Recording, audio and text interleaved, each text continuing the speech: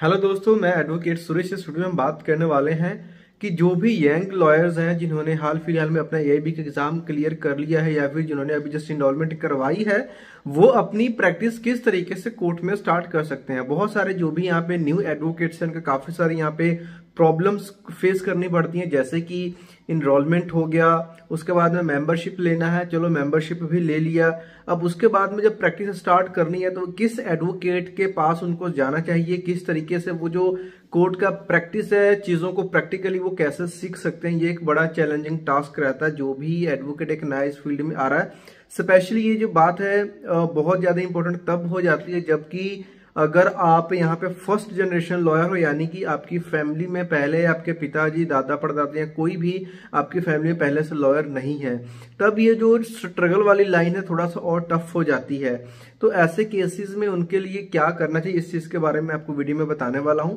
सबसे पहली चीज तो आपने एलएलबी क्लियर कर लिया, आपने मतलब उसके बाद में जो भी आपका स्टेट बार काउंसिल वहां पे अपने रजिस्ट्रेशन करवा लिया, और जिस भी कोर्ट में आप प्रैक्टिस करना चाहते हो वहां पे आपको एक मेंबरशिप लेनी पड़ेगी। तो उस कोर्ट में जाकर के जो भी उस कोर्ट का यहाँ पे मतलब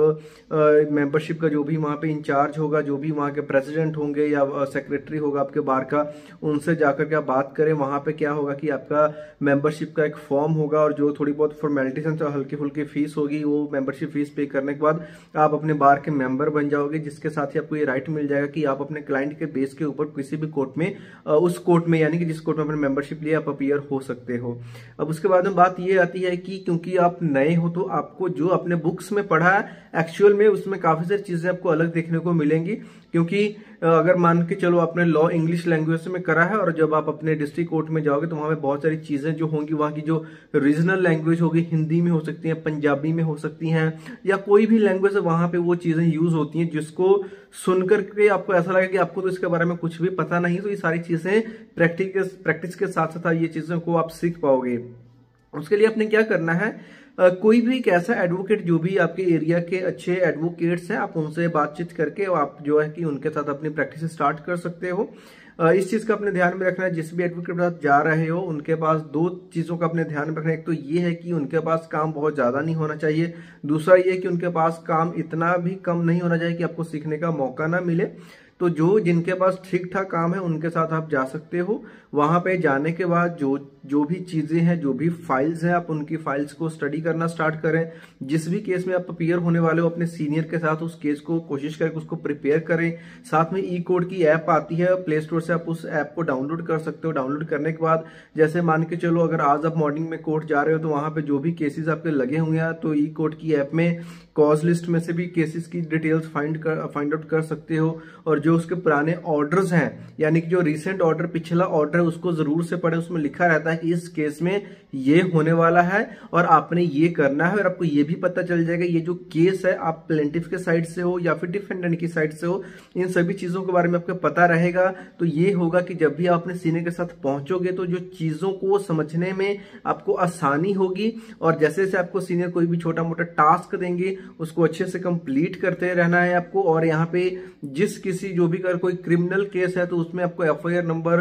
पुलिस स्टेशन, जो भी आपके सीनियर का ब्रीफ होगा वहां पे आपको ये सारी डिटेल्स मिल जाती है। तो इसको भी आप इंटरनेट की मदद से एफआईआर की जो डिजिटल कॉपी आप डाउनलोड कर सकते हो और उस एफआईआर को पढ़ें। जितना आप पढ़ने की आदत डालोगे उतना आपके लिए बेस्ट है। जब भी आपको फ्री टाइम मिलता है तो यहाँ पे जो भी बियर एक्ट हैं जैसे कि आईपीसी हो गया, सीपीसी, एविडेंस एक्ट, कॉन्स्टिट्यूशन और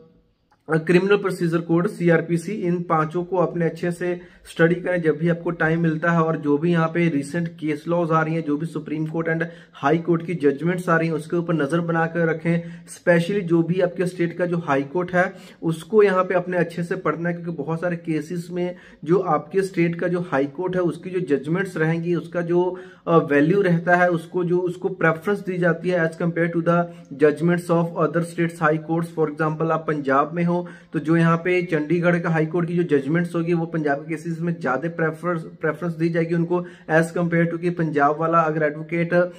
तमिलनाडु या किसी और स्टेट का यूज करता है, नो डाउट वो भी वैलिड है, ऐसी कोई बात नहीं है। बट अगर आपके स्टेट का मिल जाता है, आपके एरिया का मतलब स्टेट का हाईकोर्ट का है, तो वो ज्यादा यहाँ पे अच्छा माना जाता है और अच्छी प्रेफरेंस दी जाती है। तो जितना इन सभी चीजों को पढ़ोगे, समझोगे, अगर कोई आपके केस में किसी की जजमेंट आई है तो उस जजमेंट को पढ़ने की कोशिश करो कि जो जज साहब उन्होंने जजमेंट को प्रोनाउंस करा है तो किस तरीके से, किस तरह की वर्डिंग यूज करी है उन्होंने, जजमेंट्स में उन्होंने किन किन फैक्ट्स को मेंशन किया है, उन सभी चीजों को पढ़ो, उसको डिटेल में स्टडी करो। और कोई भी डाउट है, क्वेश्चन, तो जो भी आपके सीनियर, जब भी उनके पास टाइम है फ्री, आप उनसे बात करें, उनसे चीजों को डिस्कस करें, तभी जाकर के आप ये सारी चीजें धीरे धीरे सीख पाओगे। तो कोई और भी डाउट है, क्वेश्चन है, तो आप नीचे कमेंट करके पूछ सकते हो। और चैनल के ऊपर नए आए हो तो चैनल को आप लाइक कर लें और सब्सक्राइब जरूर करें, ताकि इस तरह की और भी इन्फॉर्मेटिव वीडियोस आप तक पहुंचे सबसे पहले। Thanks for watching this video, मिलते हैं नेक्स्ट वीडियो में, तब तक के लिए बाय बाय।